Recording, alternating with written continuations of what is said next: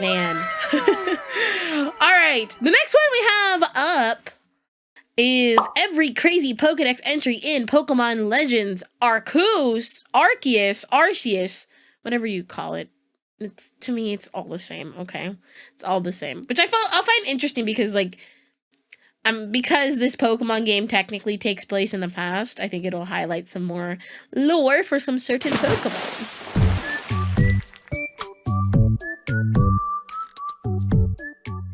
Greetings, Poke fans! Michael here. Oh my god, he has a beard now. He's not baby anymore. 2022. This one's a little more recent. Yeah, he grew a beard and his voice deepened. Yeah, no, he definitely had a higher pitched voice in the earlier videos. Now he's a man, you know? MandJTV, the M stands for man.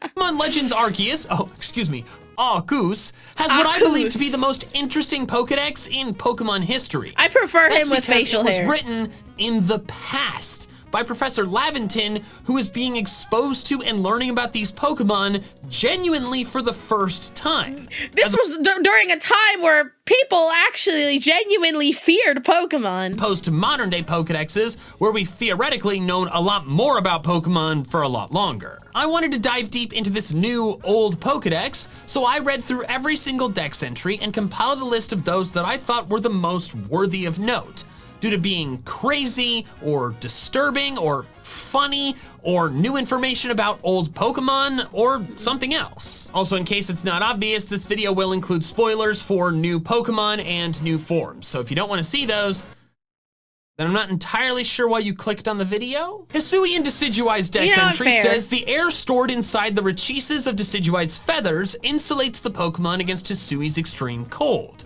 This is firm proof that evolution can be influenced by environment. Yes. This dex entry simply explains why Hisui and Decidueye exists. It adapted to the harsh cold of the Hisui/Sinnoh region. Hisui and Typhlosion's entry reads, said to purify lost, forsaken souls with its flames and guide them to the afterlife. I believe its form has been influenced by the energy of the sacred mountain towering at Hisui's center. So I will never forget. I will never forget you, Hisui and Typhlosion.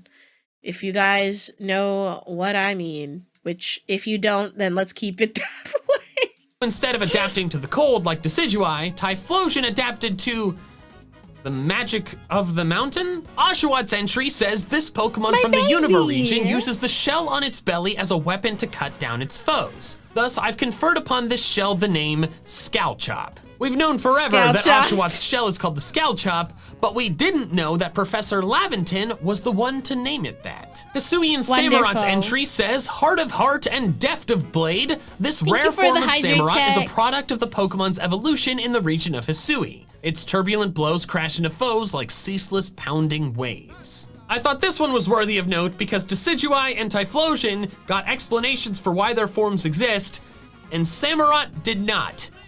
It just says this is what happens when it evolves in Hisui, so I don't really know why it was counted out here. Bidoof's entry says Bidoof has an unsophisticated face and is rarely flustered by anything. This game is the first time Bidoof has been labeled as a pest, which is so rude. How dare they slander our lord? Babarrel's entry says Babarrel's fur repels water and is also a fantastic material for heat retention. These Pokemon create dams on rivers to live in. We knew about the dams, but the first sentence sticks out to me. It repels water, which kind of makes sense, but the line about heat retention is interesting.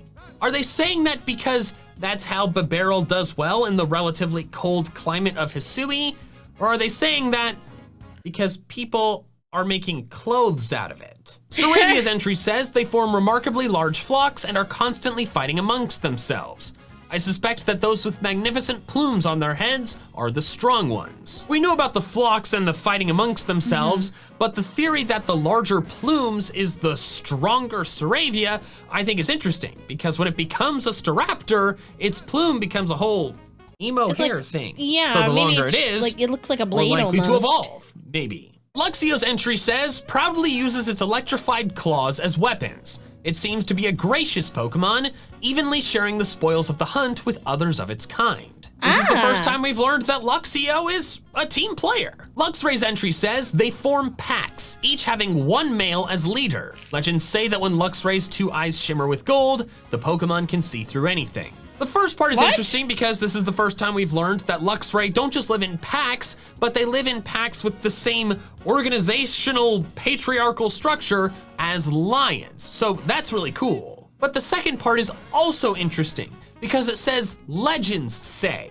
which means that Professor Laventon doesn't know for certain that Luxray has X-ray vision, which we do know that in modern Pokemon games, but it also means that someone figured that out before Professor Laventon. That's and it so somehow became a legend. strange. Beautifly's entry says, a colorful and incredibly beautiful, but also greedy Pokemon. In an effort to keep its favorite food all to itself, it will chase away Combee as they try to gather nectar. We've known for a while that Beautifly is a jerk, but we didn't previously know that. Don't let Beautifly's really cute appearance fool you. This Pokemon is an asshole. Beautifly would harass and steal from Combee specifically. Cascoon's entry says the silk coating its body is thin but sufficiently strong. Cascoon's silk has a luster and texture superior to that of Silcoon's, and clothes made using Cascoon silk are regarded as top-notch. This is the first mention of Cascoon having higher quality silk than Silcoon, which surprises me. Silcoon has silk in its name and is not the one who ends up becoming a poison type. It's also the first time we hear of Cascoon silk being used to make clothing, top-notch clothing at that. Just like my Pokemon Legends Arceus shirt. It's not made of Cascoon silk, but it feels so good it might as well have been. It's available at MandJTVmerch.com, but is going away very, very soon. Like days, if not mere hours. So if you want one, you know what? I'm very curious. I'm curious. What is on his website? I low-key kind of want merch. What is on your website? Okay, we got some Team Sky, MandJTV anniversary or university desk mat. Oh man, yeah. I mean, he did say he was gonna go, but this is so cool. I would love a Team Sky shirt. Maybe I'll buy one. I think I actually kind of prefer this one. It's a little more low key. Sick. Sorry, I had to take a look. The link's in the description below, MandJTVmerch.com. Driftblim's entry says, it drifts along at dusk, perfectly silent. Its transient, melancholy aspect touches some people deeply. Every so often, one will come upon a song or poem devoted to Driftblim. I think this is hilarious. I love how in previous generations Dex entries it talks about how Driftblim carries people off to the afterlife and how the gas inside its body is actually souls. But then here, it's like, aw, he looks so melancholy and quiet. I'm gonna write a song. Weasel's entry says it moves freely in the water by spinning its forked tail for propulsion. The resemblance to the screw of a steamboat is coincidental. Obviously, we know that Weasel's design was partially based on the screw of a boat. However, in universe, it's kind of interesting to see Professor Laventon go, oh yeah, these things are similar, but it's just a coincidence. Floatzel's entry says, has a long, rather splendid flotation sac, which prevents Floatzel from drowning even in stormy seas. One might glimpse this species around fishing hamlets from time to time. I'm including this entry solely for the fact that I think it's funny that Laventon calls its flotation sac rather splendid. The next entries are those for Burmy and Wormadam. All 6 of them. This is the first time that we've gotten unique Dex entries for every single one of their forms. And it provides some interesting insight into the differences between each of them. If its cloak is even slightly damaged, Burmy will immediately repair it with whatever is close at hand. The Pokemon within the cloak is scrawny and vulnerable to the cold. It creates a cloak by weaving together sand, mud, and silk it has spat out. This earthen cloak is ruined by wind and rain, so the Pokemon hides away in caves and other such places. When confronted by a lack of other materials, Burmy will create its cloak using dust and refuse.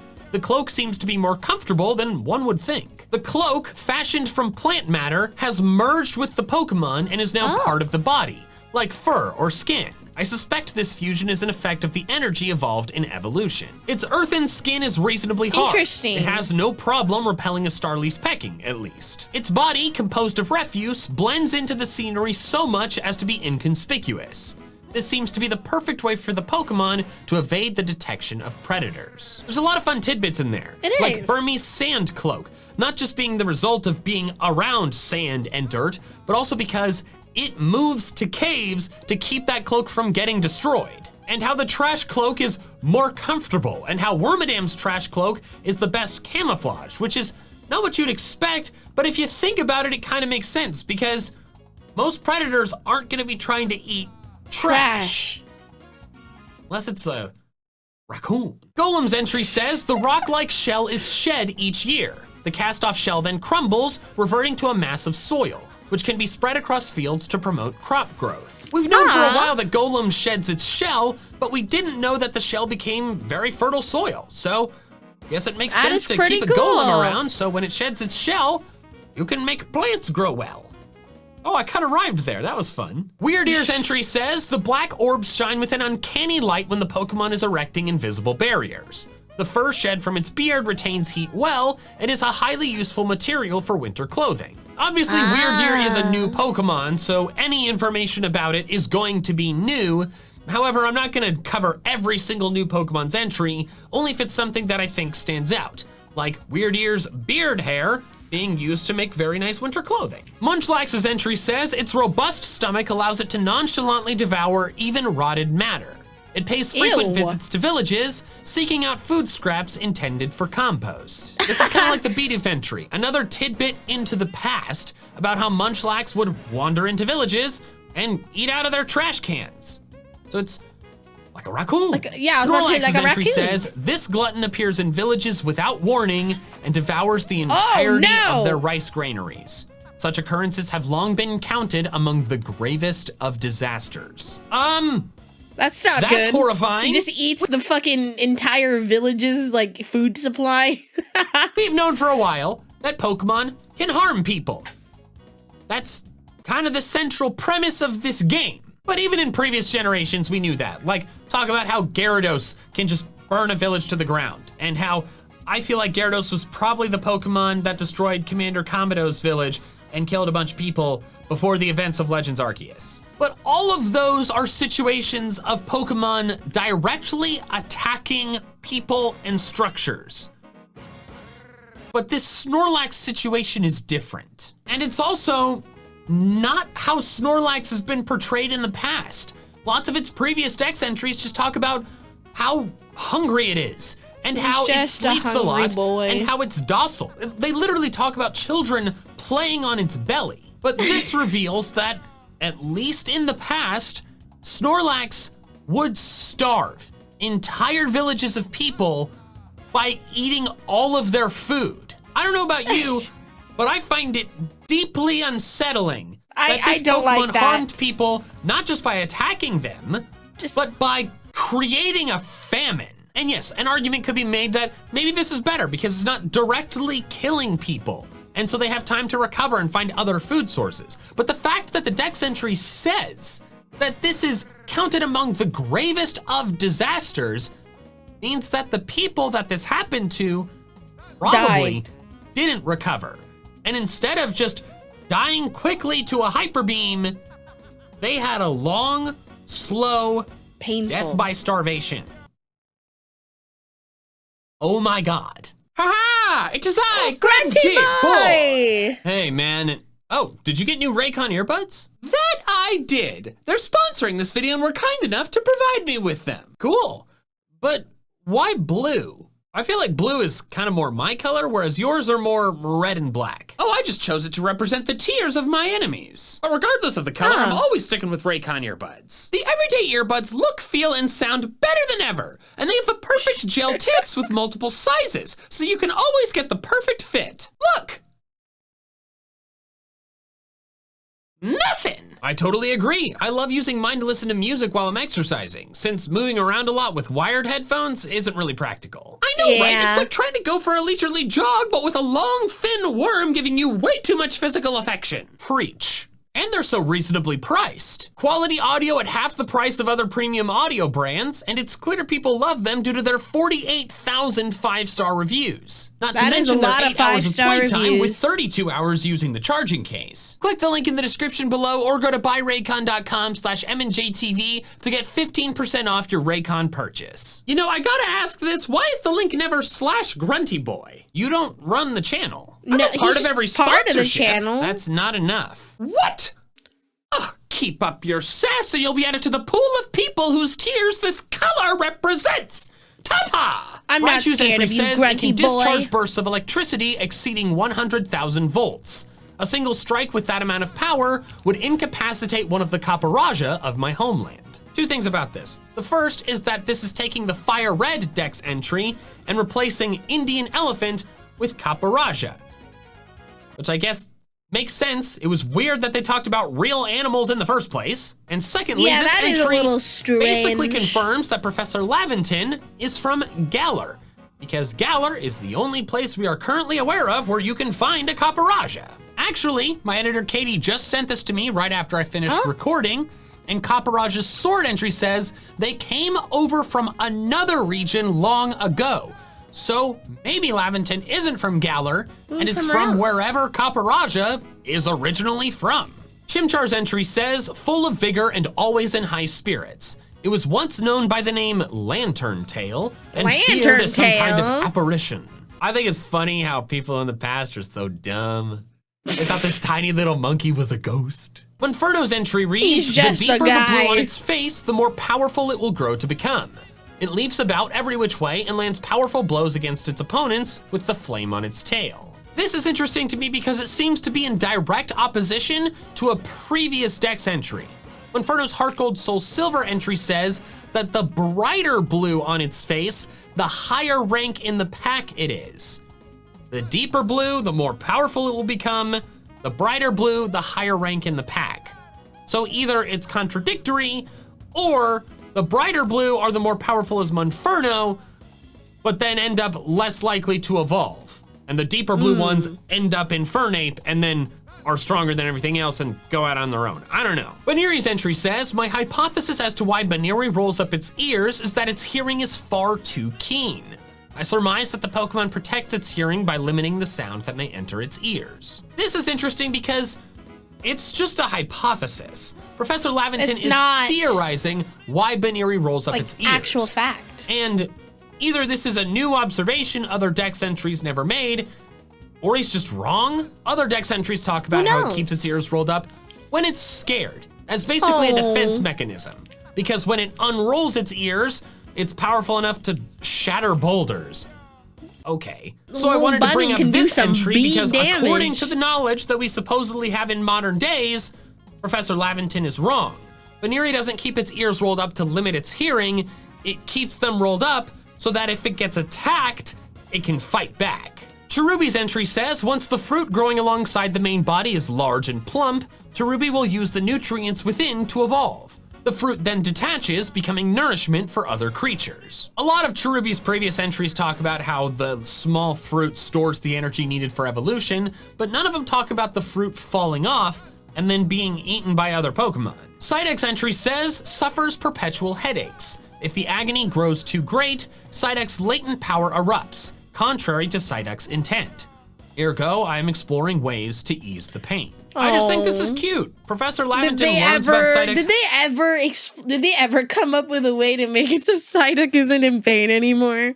Man, it reminds me of the scene in Detective Pikachu where Psyduck's headache just exploded. Not exploded everything, but like everybody around got like hit with a big force. Which tells me maybe they didn't find a way. Give this duck some ibuprofen. Headaches. And then immediately is like, I want to figure out a way to help them. Vespiquen's entry says, commands its subjects to build its hive.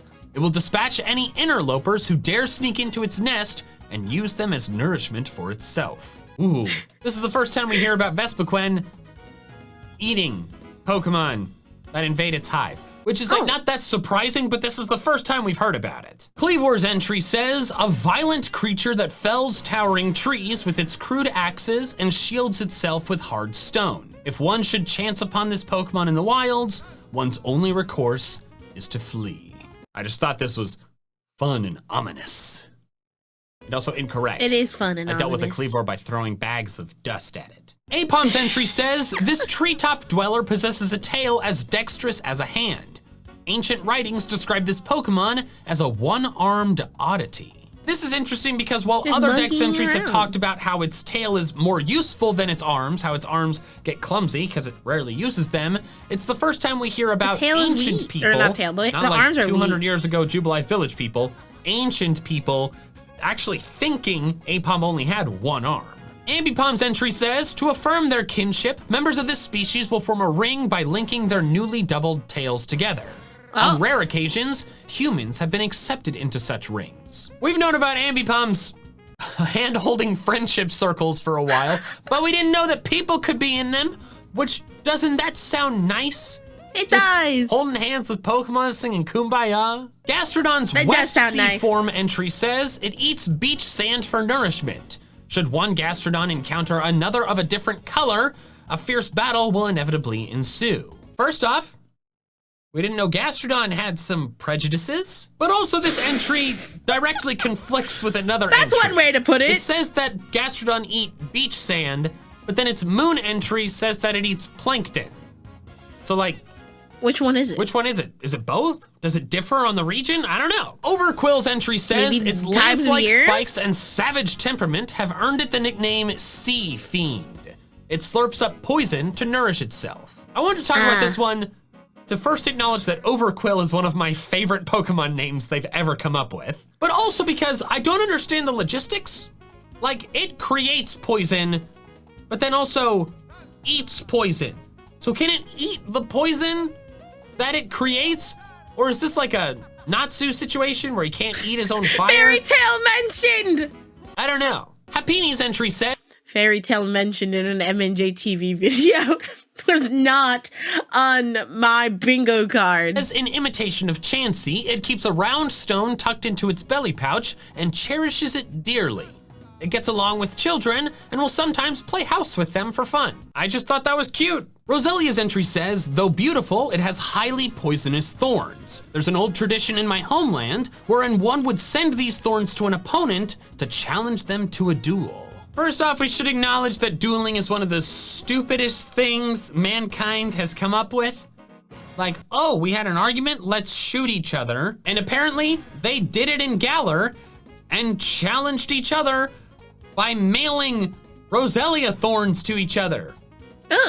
Which is so odd, but kind of badass. Hisui Yeah, Lilligant's it's Dex entry definitely says, I a- suspect that its well-developed a power legs are the move." result of a life spent on mountains covered in deep snow.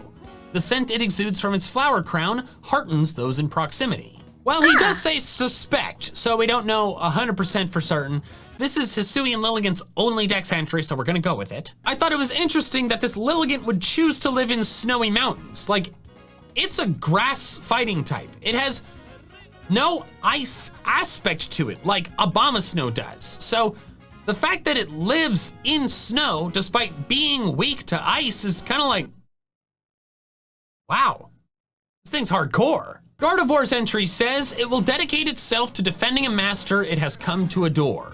Its pure white dress, reminiscent of those worn by ladies of nobility, is the dress of one who is willing to risk their life. Couple of things, we've known that Gardevoir's a Pokemon that'll risk its life for its master, but I just think the wording of this, the dress it wears is a dress of one willing to risk its life, is kind of over the top and kind of funny. But also the fact that it calls it a dress is interesting. It doesn't just call it a part of its body. It's So- a piece of clothing. That's a bit unusual. And also apparently the It ladies of is. nobility, either in Galar, Laventon's homeland, or if there are any ladies of nobility in the Hisui region, I haven't seen any. Well, regardless of where they are, they wear white dresses. Like they're all getting married at once. Yanma's entry says its frail wings are so thin that one can see clear through them. However, during flight, these wings exhibit the power to churn air with a force enough to launch a house skyward. What? Holy crap, Yanma. What Other the Dex fuck? entries talked about how it could shatter glass, but lift a house? Are the Hisui and Yanma just extra shredded? Pachirisu's entry says a species related to the Pikachu line.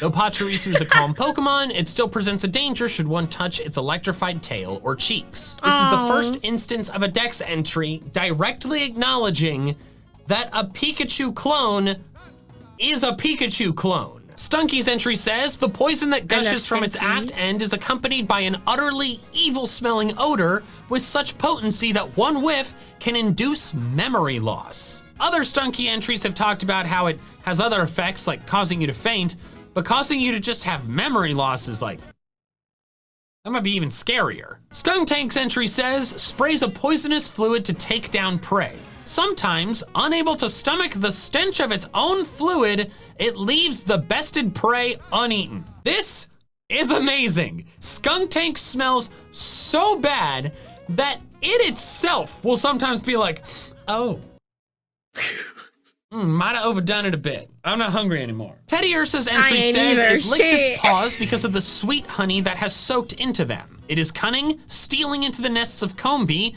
and taking for itself the honey that the comb-bee have amassed. We've known for a while that Teddy Ursa is obsessed with honey, but this is the first time it explicitly mentions that it goes after comb-bee's honey.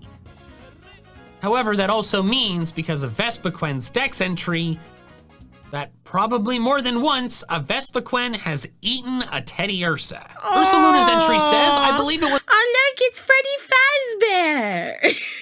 My baby, I love him. Imagining smelling so bad that even you gag at it. You know, that's what I wonder, right? Sometimes when I go to like TCG locals and like someone smells like dookie, I'm like, can you smell yourself, or are you really that nose blind? Like, I feel like that's I feel like if you smell really bad, you should be able to smell it, but I don't know. Nose blindness is a thing. Hisui swampy terrain that gave Ursaluna its burly physique and newfound capacity to manipulate peat at will. Another explanation of a Hisuian form/evolution. It's just the much swampier terrain compared to other regions. Sliggoo's entry says, a creature given to melancholy. I suspect its metallic shell developed as a result of the mucus on its skin reacting with the iron in Hisui's water. Two things. One, it developed a shell because there's more iron in the water, so that's interesting. And two, it's always sad. Just given to melancholy, which kind of makes me a little sad. Hisui in Gudra's entry says, able to freely control the hardness of its metallic shell. It loathes solitude and is extremely clingy. It will fume and run riot if those dearest to it ever leave its side. So like a clingy girlfriend. AKA me. You know,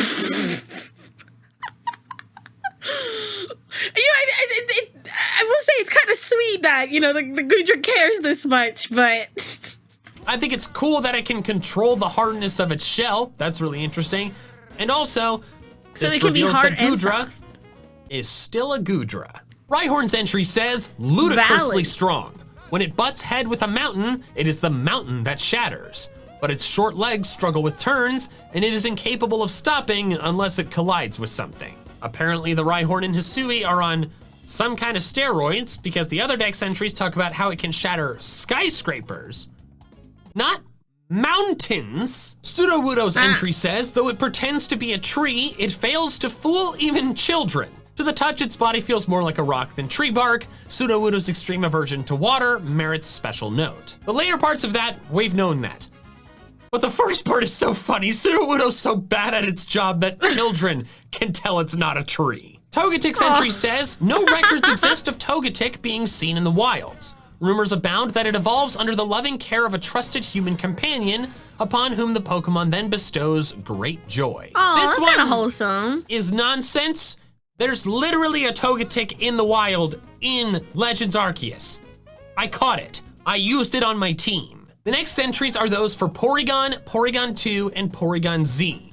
These Pokemon are ones created in modern times, and the only way they're obtainable in the Hisui region, 200 or so years in the past, is through space-time rifts, where they have shown up there, yoinked through space and time.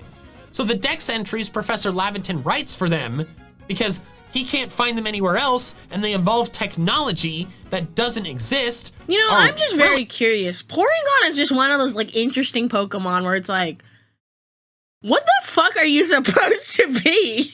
Where did you come from? Really fascinating. It has no discernible heartbeat and does not seem to draw breath. What is it? And yet it appears to function without issue. I cannot Virtual even begin to explain. How did this exist in Hisui? How? This utterly bizarre anomaly. A bizarre item caused this Pokemon to evolve. While it now exhibits many new gestures and expressions, its biology remains inscrutable. A curious item induced this evolution. The Pokemon's offensive capabilities have greatly increased, but the strangeness of its behavior has magnified in equal measure. This worries me. So Professor Laventon clearly has no idea how this modern technology Pokemon works. It's a Digiduck. Which makes perfect sense. He's also freaked out by Porygon Z, which I kind of get. Murkrow's entry says, widely shunned as a bearer of ill fortune. Upon crossing paths with this creature, I've been told one must chant, Workrum, Workrum, bad luck, don't come, as a protective incantation. Oh my god, they're that scared of this little bird with their hand. I have Googled the word Workrum and can't find anything. They just made it up. So Workrum is just Murkrow, but backwards. Wait, is it really? Oh my god, it is! They're just trying to like reverse, they're just reversing the bad energy.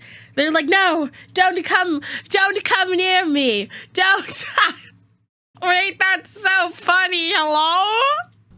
They're telling people 100 years ago to just chant nonsense when you see a Murkrow? I don't know, it's very weird. Also, before we move on to the next Dex entry, don't forget to subscribe.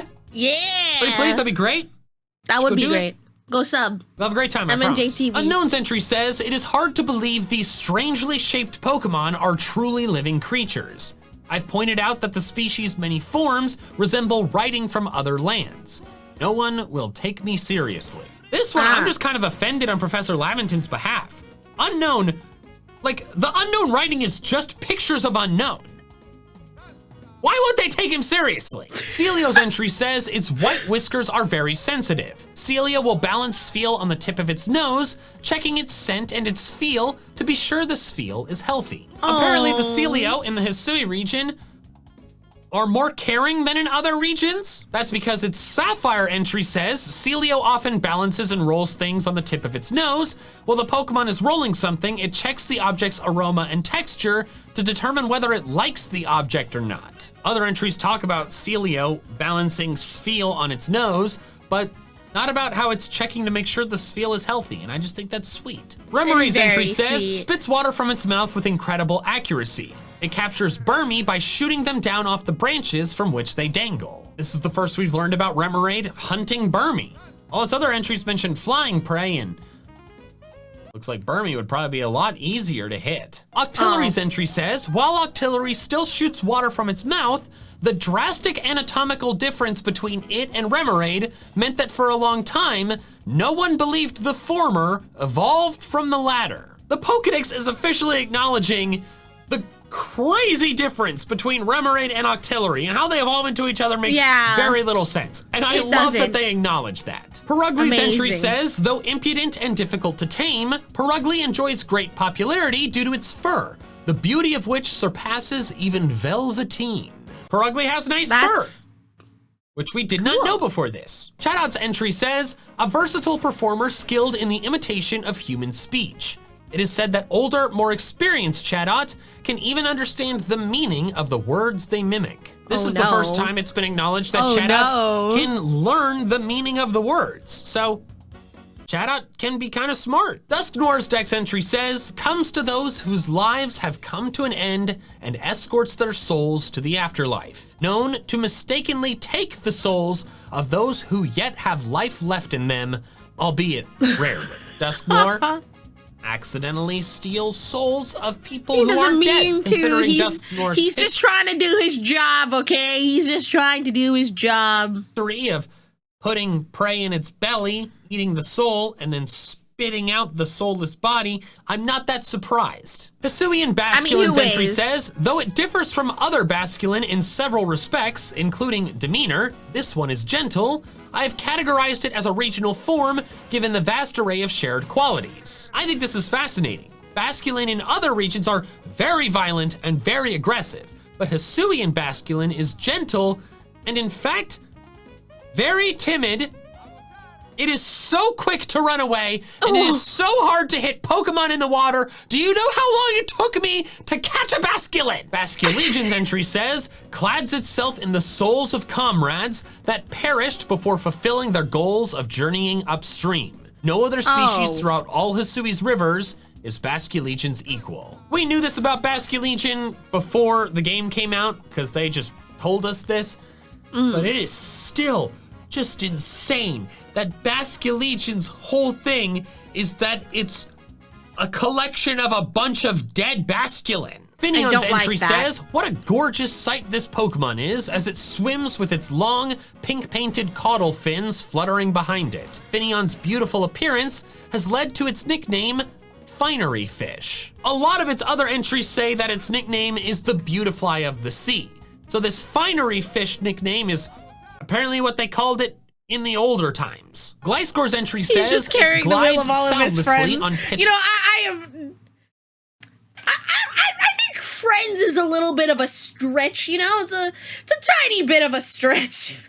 I don't know if it's friends, I don't know. Enemies, sworn enemies. Wings and sinks sharp fangs into the throat of its prey. It takes on a look of satisfaction once it has entirely drained its prey of blood. Gliscor, I love you, man. Vampire. But holy crap. None of its previous dex entries talk about it draining blood, much less draining your dick. your blood. The blood and then being satisfied about it. Yeah. And that is quite disturbing. I still really like it though.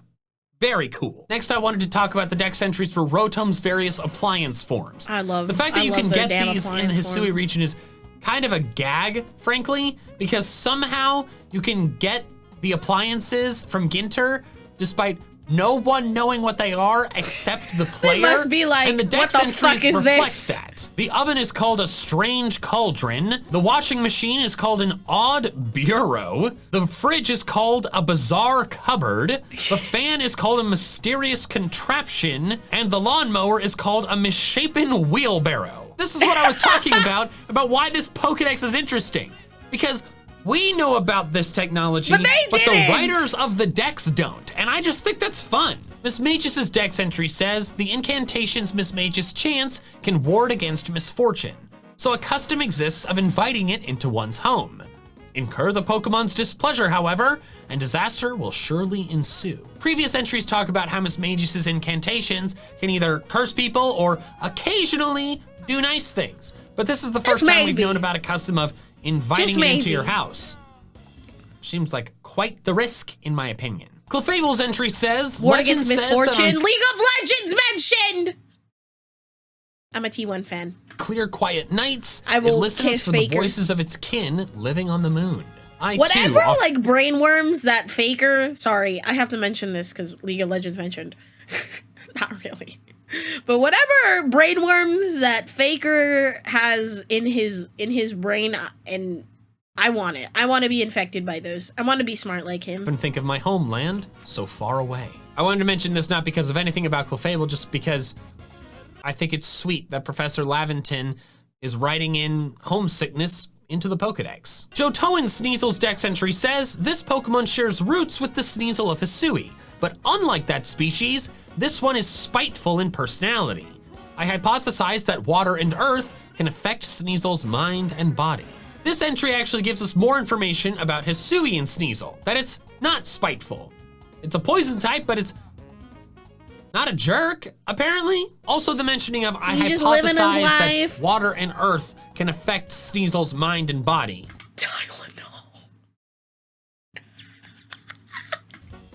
Is kind of I expect that environment can cause regional variance, which is like, why did you even say that, dude? You've said that elsewhere in the Pokedex. Frostlass's entry says, a Pokemon inhabited by the soul of a woman who died bearing a grudge in the snowy mountains. Oh. Legends of Frostlass placing deathly curses on misbehaving men sends shivers down my spine. The legend about Frostlass being a reincarnated woman who died in the mountains, that's been around. Yeah. But not the part about it placing curses on misbehaving men. Boys, men, treat women with respect because you just should, but also because a Frostlass could curse you. You know what? She's real for that. Zorua's dex entry says, a once departed soul returned to life in Hisui, derives power from resentment, which rises as energy atop its head and takes on the forms of foes. In this way, Zorua vents lingering malice. Like with Basculegion, we knew about this before release, but it's still very disturbing. Hisuian's Zoroark's entry says, with its disheveled white fur, it looks like an embodiment of death. Heedless of its own safety, Zoroark attacks its nemesis with a bitter energy so intense, it lacerates Zoroark's own body. Oh my God! We knew that Hisui and Zorua and Zoroark, super dark Pokemon. Like, vengeful, malice, treated poorly, died, came back to life, but like, Zoroark attacking and lacerating its own body and not caring because it's so sad. Anger-filled is really dark. And it's not even a dark type anymore.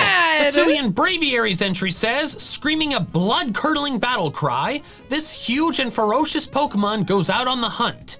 It blasts lakes with shockwaves, then scoops up any prey that float to the water's surface. Oh, I just thought that was the poor fish. Really interesting hunting method. You know, just psychic bombing a lake. Lucario's entry says, a most gallant-looking creature. It emits energy waves and controls them with precision, using them to sense even faraway beings. I have given the name Aura to this power. Like with Laventon naming Oshawott shell the Scalchop, Laventon was the person to name Lucario's power, Aura. Next is the Lake Trio, and I'll read all of their dex entries in one go. Because apparently, despite them being very cute and the source of humanity having a lot of important things about their minds, people were afraid of them. Uxie, a Pokemon feared but also respected for stealing away the memories of evildoers. I have found records that suggest Uxie holds dominion over knowledge. Mesprit, known as the being of emotion. In legend, this Pokemon was feared, as any who showed disrespect would have their emotions thrown into disarray. Azelf, the dreaded being of willpower. The dreaded? Legends tell of this Pokemon manipulating the will of its adversaries and turning them into puppets of its own. So, stealing memories, causing emotional disarray, and turning people into puppets. I do kind of get why they were afraid of them now, yeah. Heatran's entry says, stories tell of this Pokemon being birthed from the boiling magma within Mount Coronet. Its molten steel body holds many mysteries. Mount Coronet? What happened to Stark Mountain? I thought Firespit Island was also supposed to be Stark Mountain. What? Why are they talking about within the magma of Mount Coronet? When has Mount Coronet ever had magma? Cresselia's entry says, Cresselia is reminiscent of the crescent moon. It leaves a brilliant line of light in its wake as it flies across the night sky. I dare say it resembles the heavenly maiden who created the Milky Way. I could not figure out who this heavenly maiden is. Yeah, who the heck's that? So apparently it's some kind of spirit, religious thing among Laventon's people, and apparently Cresselia looks like her. Next, we'll be looking at both of Tornadus' dex entries. Its incarnate entry says, the storm-stirring Pokemon is said to cause the seasons to turn by whipping up the air. I suspect its human-like form to be a false one. Then its Therian entry says, an example of what is known as a form change, though I suspect this strange avian guise to be Tornadus' true form. Tornadus has been sighted crossing the ocean while in this form. While it's only Laventon's suspicions, and we've seen he can be wrong, I do think it's interesting that he has this perspective that the Therian forms are the true forms, whereas the incarnate forms are fake forms. Which is interesting because the incarnate ones were the first ones introduced. It'll be interesting to see if we ever get confirmation about whether he's right. Enamorus's Therian form entry says, a different guise from its feminine humanoid form. From the clouds, it descends upon those who treat any form of life with disrespect and metes out wrathful, ruthless punishment. Damn, cloud turtle, snake on its back, lady thing. Pretty hardcore. Next, I want to read the entries for the origin forms for both Dialga and Palkia, them getting origin forms alongside Giratina. Dialga says, radiant light caused Dialga to take on a form bearing a striking resemblance to the creator Pokemon. Dialga now wields such colossal strength that one must conclude this is its true form. Then Palkia says it soars across the sky in a form that greatly resembles the creator of all things. Perhaps this imitation of appearance is Palkia's strategy for gaining Arceus' powers. Progressing through the plot of the game doesn't really explain how or why the origin forms of Dialga and Palkia happen, but these dex entries kind of do. It's the original forms of Dialga and Palkia that they had because they were more similar to Arceus, the one that created them. Then finally, Shaman Sky's entry says, upon taking in the scent of a particular rare flower, Shaman is enveloped in light and its tiny body transforms. I took a whiff of the flower myself, but alas, my body remained unchanged. I'm mentioning this because it's funny. And that's all the dex entries I wanted to talk about. Be sure to pick up a Legends Goose Shut at MandJTVmerch.com while you still have time. And thank you so much for watching. With an extra special thanks to my patrons over on Patreon, Heck yeah. while helping support my channel independent of fluctuating YouTube ad rates. If you want to help support me in the same way, the link is in the description below. Also, if you want to check out some more of my fun Pokemon content, I recommend these videos here. All right, that's all I have for now. So until next time, big fans, gotta catch them all. Greetings, boogie fans. Oh, that was the last one. Dude, this is where he looks like a baby.